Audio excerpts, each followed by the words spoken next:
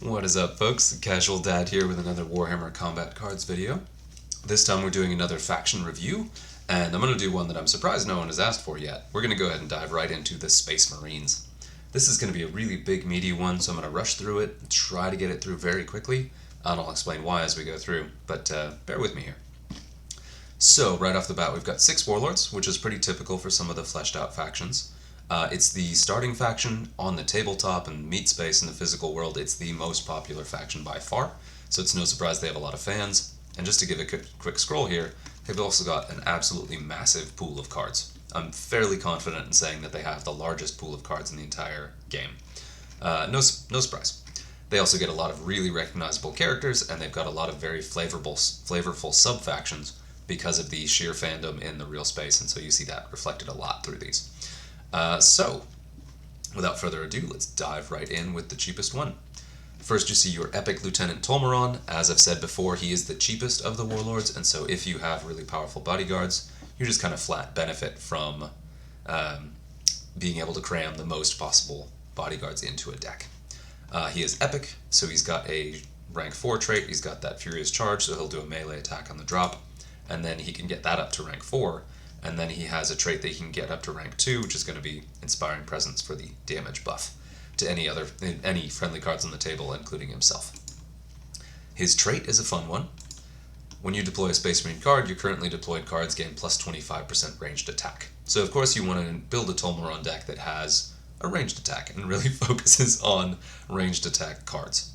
That said, it doesn't exclusively have to be that. I've seen some really powerful Tolmeron decks that just have whatever cards they want to put in there, but all of them do benefit from that bonus ranged attack. They just don't lean on that as a tactic. And let me talk about that real quick. One of the reasons that's important for Space Marines is, just like on the tabletop, they're one of the most flexible factions in the game. They've got a huge volume of cards with a ton of traits. Every single trait is represented at least once. And there's a single poison card, so I can now say that. And they all have a really, really flexible cards. You get a lot of cards that are just pretty good at just about everything, and then you get some really, really powerful Psychers. I will say that Psychic is a little bit rare in Space Marines, but the Psychers they do have, you're going to see them a lot. They're extremely powerful. They're very impactful. But you've got cards like these guys. There's an entire sub-faction, the Grey Knights, that has an attack value in every single slot in almost every single copy of the cards. They always have a Psychic, they always have a melee, usually they have a ranged attack as well. And we'll talk about them more when we get to the Grey Knights Warlord. I did want to make sure to highlight that flexibility before I got too deep into talking about the Warlords. Moving right along. So we talked about Tolmeron. You want to have a deck that really leans on your ranged attack. The kind of standard deck is built around this guy. For obvious reasons, you get plus 25% bonus to that ranged attack. It adds up real fast. And then the other one you'll see a lot is this guy. Now, for me personally, my levels are still catching up, so those guys aren't as intimidating as they get later on for a lot of players and what you're going to see it play against. I actually really like playing with this guy, just because one of Tolmeron's biggest weaknesses is a lack of barrage. If you're up against a Tervigon or something that can really just flood your board with stuff, flood their board with endless cards and kind of gum you up, it can really be a problem, and that barrage really helps deal with that. Counter to that, though, the other thing that Tolmeron really has trouble with is really, really, really hard-hitting decks that only have a couple cards, and for those, this guy's going to be your best bet, just because he has such a high single-target damage, and he has that outflanked to have a little bit extra there. If you're playing against an AI Tolmeron, keep in mind that it will almost always play the power cards last. So as you're sawing through the deck, you want to eat through that stuff fairly quickly, so that you're ready and have some stuff still in the deck to deal with once he drops these two. Weakness for Tolmeron, biggest thing being, like I said, board control. If you're up against a deck that could gum up some lanes and slow you down, it can just work on your off lane while letting you just shoot whatever you want on your main lane. The other thing is, too, that Tolmeron himself does not have terribly impressive stats. And he's melee focused, which just always cracks me up. Which I actually really appreciate, because he's a Blood Angel, and Blood Angels are supposed to be one of the melee factions. So key to taking Tolmeron down is beat up the deck enough to get Tolmeron on the board, and then he's usually fairly easy to mop up, assuming you haven't taken too much of a beating getting to him. A couple more things to consider in all Space Marine decks, especially a Tolmeron deck, is that you've got a huge access to shields. There are just a ton of cards that have shields in this faction, and one of my personal favorites is going to be this guy.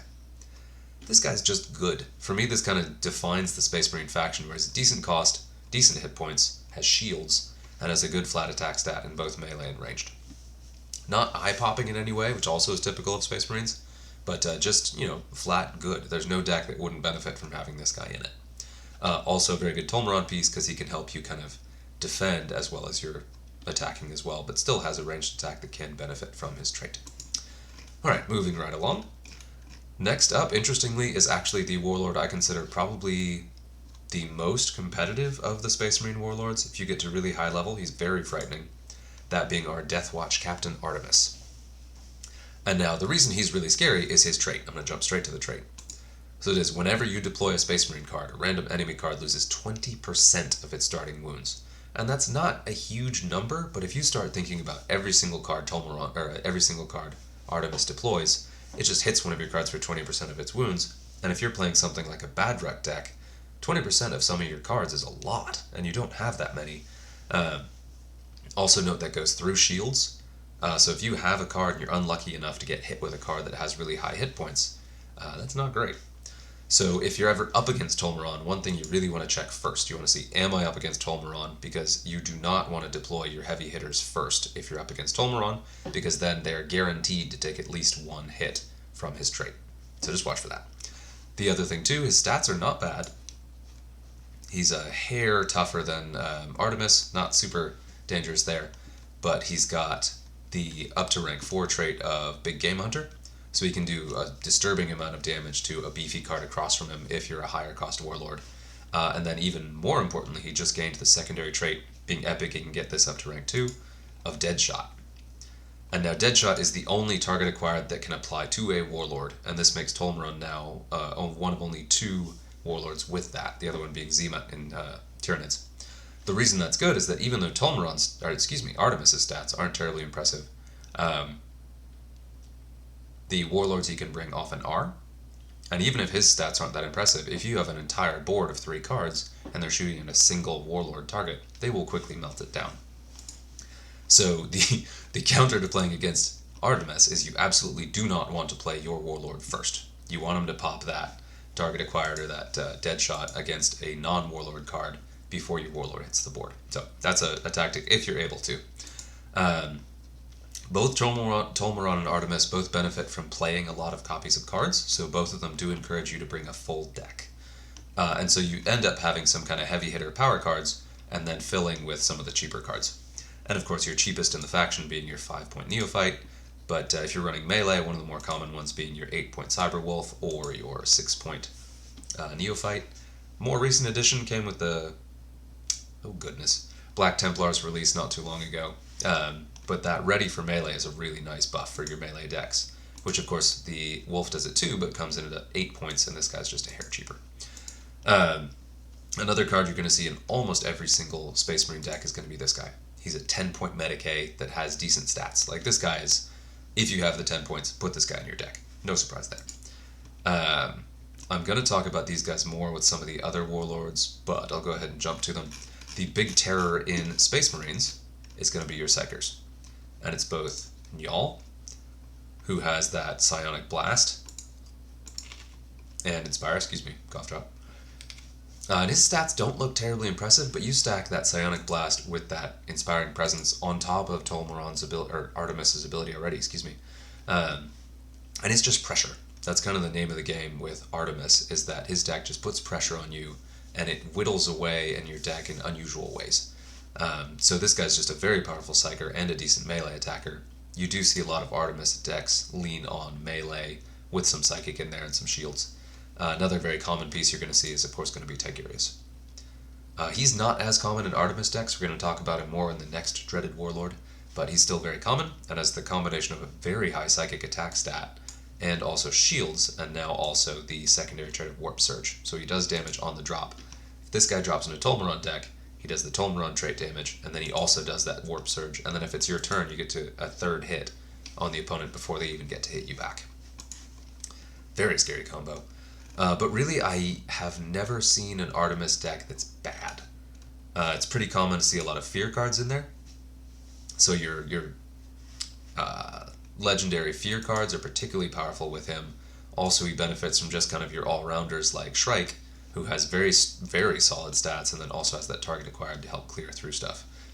Just kind of your mid-range. Most of my Artemis decks end up sort of picking my highest level cards in like the mid-20s range, and then maybe one or two power pieces, particularly like this guy, just to be really scary to those big power cards out there. So that's kind of a breakdown of Artemis.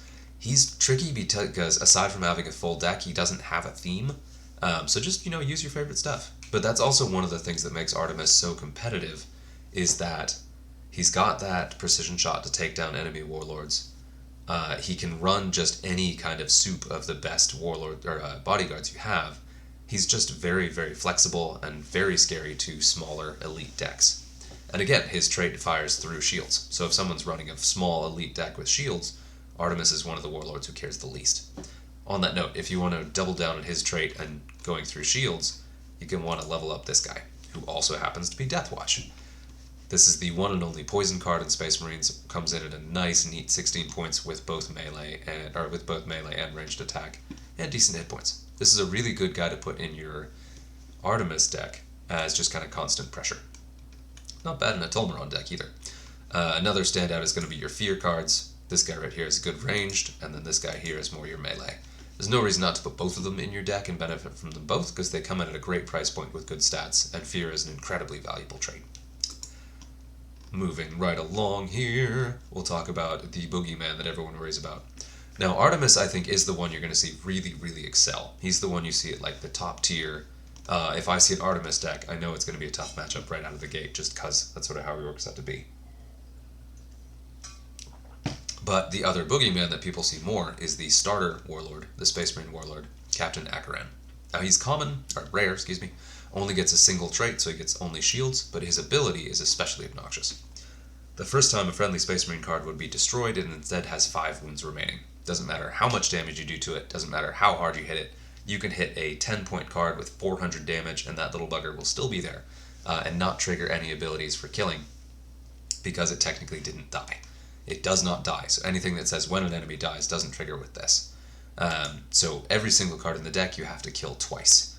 The exception being Skulltaker counters this. If you do lethal damage to a card, Skulltaker's ability will trigger after this first removal to take off the last 5, or his ability will trigger to bring it down to 5.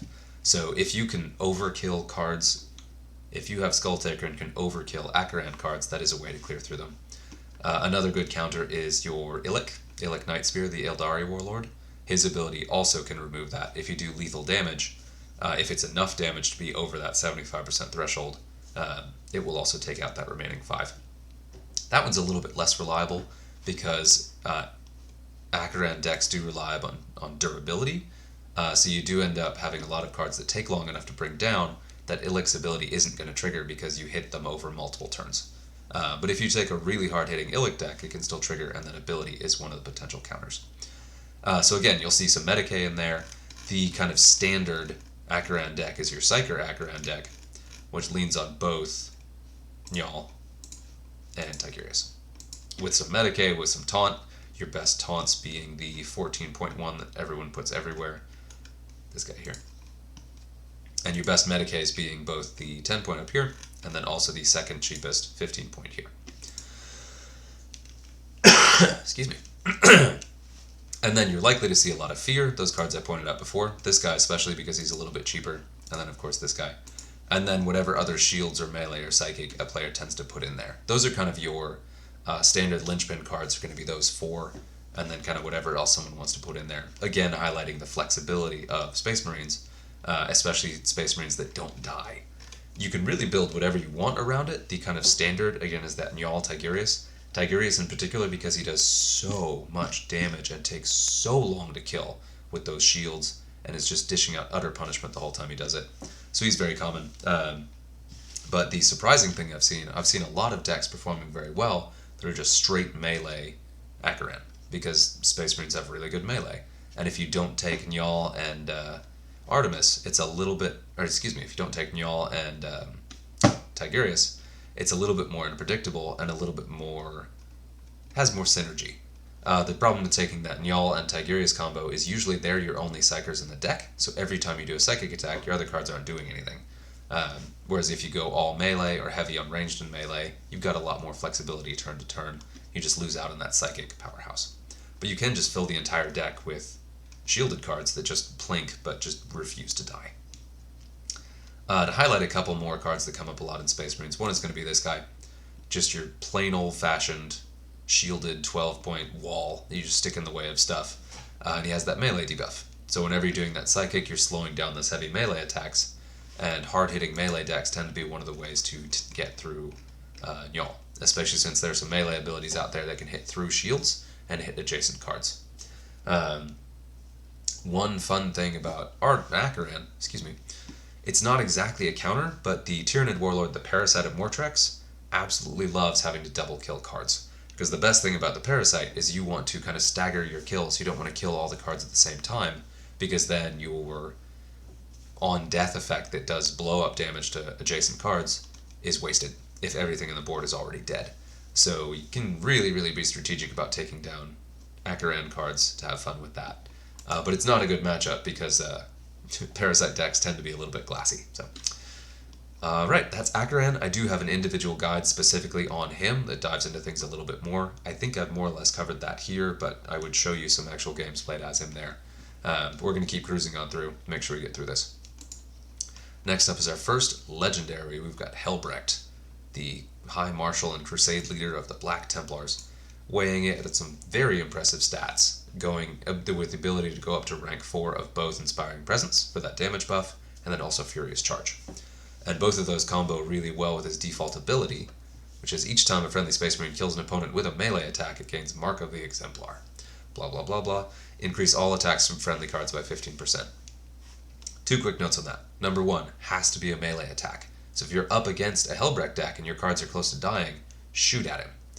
Even if that gets some of your cards killed, it will get them killed in a non-melee attack, so they don't give that buff. The other thing I need to point out here is that stacks, and there is no limit.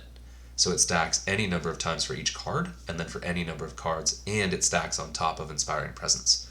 So when I first saw this, I was like, alright, that seems good, whatever, it's fine. And then I put it in play, and I had cards throwing 400 damage by the end of the game, which is just absolutely insane. So the best decks I see with Helbrecht lean heavily on melee, they lean heavily on fear, and they're usually relatively small, so you can pack in your really hard-hitting, durable cards. Some of the obvious choices would be your guys that already start out with a really high melee attack, so you can start stacking that really quickly. This guy's kind of a mainstay. Or your Furious Charge cards that can get some kills right off the bat. If you have a decent level Asterath, this guy is absolutely insane in a Helbrecht deck. Comes in at a decent cost, but less than he possibly should. Pure melee, so you can't cheese him. If somebody chooses to shoot, this guy will never kill the opposing card any other way aside from hitting it with an axe. Has huge amounts of hit points, and is legendary and can have max rank Fear. This guy is incredible. The only reason he doesn't dominate the game completely is because he's extremely rare. I don't think he's in rotation right now, and the only people who got him either paid money or got to the top 6% in the season a couple months back, which I'm proud of. Love this guy. Super fun in those max level campaigns where if you have a level 1, you can still play him.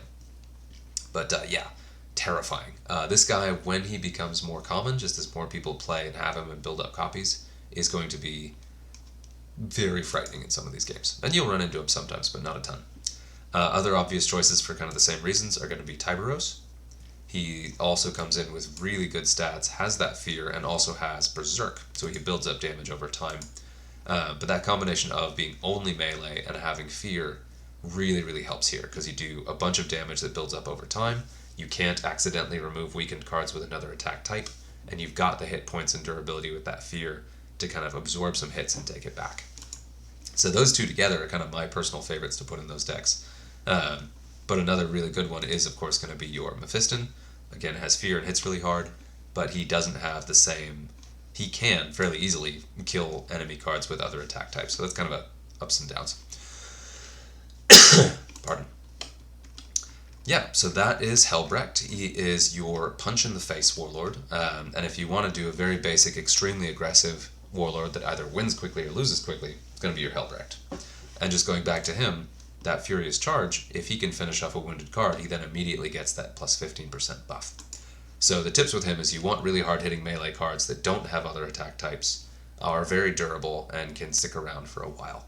You can also throw in some taunts and a blade of cards and some Medicae in there just to have it, but you want to make sure your heavy hitters are on the board for as long of your game as possible. So a smaller deck is better to guarantee your draws, give you the right cards in the right order.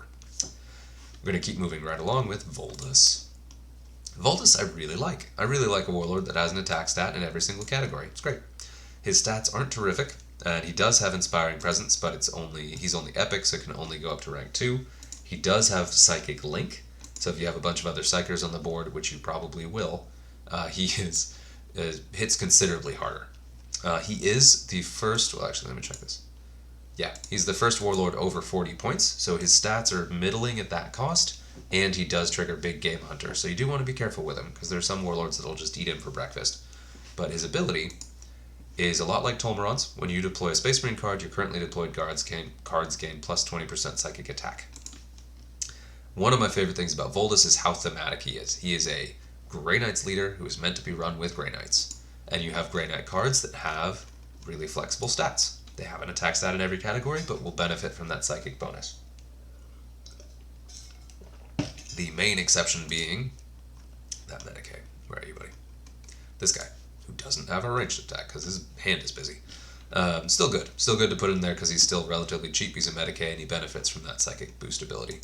So you can run, and I really enjoy running, just a pure Grey Knights force that's all a bunch of Grey Knights that build on each other, because they all have decent stats. The downside is that any time you see cards that have an attack in every single stat, most of the time they are either very expensive or don't do particularly high damage in any category, or both. And that's true of Grey Knights too. So kind of the scariest Tolmeron decks you're going to see, excuse me, God, I keep doing that. The scariest Voldus decks you're going to see lean on a couple very heavy Psychers and then some cheaper support to help build them up. So obviously Njal is a very common choice because you can beef up his Psychic attack, and then also because of Psychic Blast, he will be hitting every card on the board with his beefed up Psychic. The other fairly obvious choice is going to be this guy here. And there is... this is one of my favorite cards. It's still just so cool to me that Blood Angels can have a Librarian Dreadnought. I believe they're the only ones that can... Yeah, he's a Venerable Dreadnought. They're the only ones that can have Librarian Dreadnoughts, and like the Furioso Librarians, like these are just a bonkers thing with a big old spear. And this has Psychic Barrage, or Psionic Blast. So it's an incredibly powerful ability on a chassis that's not going to die very quickly, especially since it got regen, even if it's only up to rank 2. Super good. Really, really good. And just, if you put him and Njal in a deck and then fill with some cheaper Medicae and Taunt, you can get a very silly deck going. And I say silly, it's also actually one of the most competitive decks that I put together with Voldus. If you saw my game in the campaign the other day, I did exactly that, and I played those two, and it just got a little bit absurd. That was, of course, because you had that if you kill an enemy card, the most expensive enemy card, you got a flat attack buff. So that made it overwhelming, but it also was against very frightening opposing decks that were maxed cards. When you're playing just in the normal ladder, that can actually be a pretty competitive deck. And it's fun. Obvious choice that I would avoid, maybe, I don't know. If you go a more melee-heavy deck, this guy is pretty solid, especially if you get him pretty well leveled up. But he's outshone by some of the other options. Rewinding back a little bit to Tolmeron, one of my personal favorite backup cards instead of Adronicus is this guy. He's got more hit points. He's a little bit cheaper. Is he cheaper? Let me double check. Yes, he's 4 points cheaper. He has that precision shot. So if you can play this guy first, if he's your first card on the board, you can build that up before the precision shot triggers. But my favorite thing about him is that in a Tolmeron deck, you're usually going to be shooting. Just shooting, shooting, shooting. So it's really nice to have at least one card in the deck that can attack back in melee or psychic. And having that psychic defense could really help make up the difference against a classic Acheran deck that's just hitting you with psychic every turn. So you are double removing shields. You're hitting in psychic as well as ranged. It can also discourage opposing decks from using psychic against you when that might be their best option. Excuse me. So I really like this guy. I just ignore that second ability and rely on that ranged bonus, that range shot bonus. But I'm not particularly good with Tolmeron, so that may not be the best advice. We'll kind of leave that there. That is Voldus. Looking at all of these, Voldus is probably the weakest of the Space Marine Warlords. I hope someone disagrees with me on that and shows me how he's amazing somehow.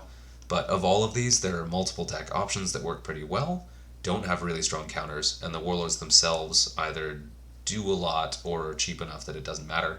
Voldus is none of those. He's pretty expensive, but not all that great himself. And then pretty much all the cards you would put in to benefit from his ability are quite expensive. So he's difficult to build around and struggles a bit in quite a few matchups. I'm going to go ahead and do our last Warlord, Logan Grimnar, who is most improved of the double traits decks out there. It's been pretty cool seeing this guy up high on the ladder. I think he is one of those kind of directly responsible for completely flipping the meta on its head for the last couple of seasons, just because of he himself didn't benefit that much because he got Enrage and, like I've said, or Berserk, excuse me, which is not the worst, but he's usually not on the board long enough to really get the benefit out of that. Either because he's already mopping the floor with the opponent, or because his 49 cost has big game hunters eating him for breakfast. Either way. His Furious Charge is very impactful, though, and can hit extremely hard, and then he's no slouch in shooting either, so don't think you can just shoot this guy to death. Where it really shines, though, is the ability, when an opponent is killed by a melee attack, note again it's only melee, 150% of any excess damage is passed on an adjacent card. So if you hit a card for 50 damage, if you hit a card that has 5 health left for 55 damage, there's 50 overflow, so you'll deal 75 damage to an adjacent card, usually the closest adjacent one from left to right. So that is extremely powerful, especially in small decks that again have Furious Charge and have really heavy hitting melee cards. The big advantage of the Furious Charge there is you'll usually hit an enemy card, hopefully it's injured, and you'll soften it up so that when you follow up with a more powerful melee attack, unless it's maxed rank Furious Charge where you're just doing full damage both times, you'll soften up the card so then you can do the lethal hit in a follow-up and then have the overflow be really devastating. Other notes on that, it does apply both to Furious Charge and your main attack, and it also goes under shields. So if you're trying to kill a shield card, just really wail on the card next to it, and old Santa, Logan himself, will take care of it. Now I zoom down here because one card that I always think of that does appear but seems he doesn't really perform as well as I hope he will is going to be your Calgar. Has both Inspiring Presence and Furious Charge, and a very, very high melee stat.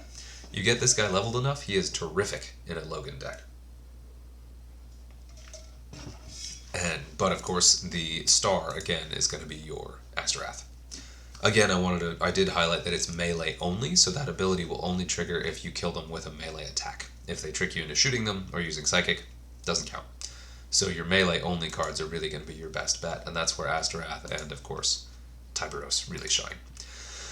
That said, it doesn't always hurt to have your other attack stats in there, and of course someone beefy like Kasser the Damned is a really good choice to throw in there as well.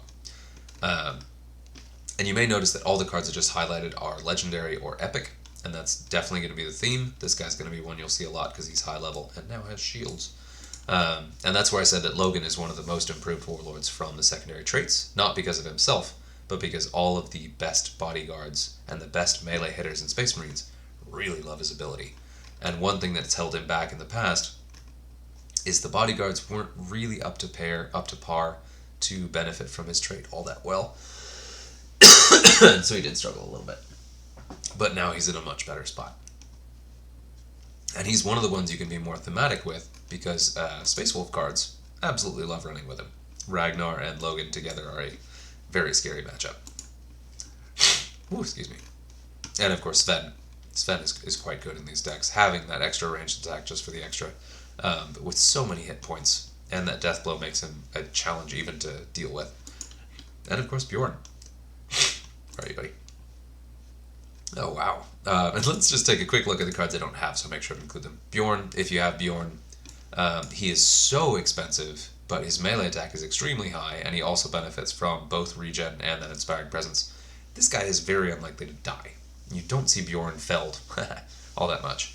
And you do see him played a fair amount because people really like him because he's Bjorn, and he's a Space Wolf. So he's not the worst to take. I would only take him if he's very, very high level, and then assume that he's not going to win or lose you a game. Well, he's not going to win you a game, but spending 70 points on him might lose you a game. And we've got Samael. These guys are, yeah, Samael's pretty solid. Very rare. Newer card. I think I've seen him played maybe twice. Bayard's Revenge. Let's check those stats. A good choice because he's a decent price point, good hit points. Has Berserk, which is not wasted here, and also has a high melee stat and no other attack types. Grimaldus I do see quite a bit. That combination of Inspiring Presence and Fear makes this guy very scary. He's a really good one in any of your melee decks. I see him a lot at a decently high level in the full melee Acheran decks I mentioned before. Or, of course, he's built and designed to be in a Helbrecht deck. Your Black Templars Crusader deck. But yeah, and I've highlighted the Space Wolves and the Grey Knights as being thematic, but you can really do... It's one of the things I mentioned that Space Marines have some very thematic bodyguards, and they have so many sub-factions that it's really easy to look around and do that. So if you want to do a Deathwatch deck, you can kind of do that with a handful of Deathwatch cards. You want to do a Blood Angels shooting deck, that's a little bit challenging too, because there are Blood Angels, but most of them aren't shooty. But if you want to do a Ultramarines deck that does just about anything, easy, you can do it. You want to do a Black Templars deck that just punches stuff, totally do it.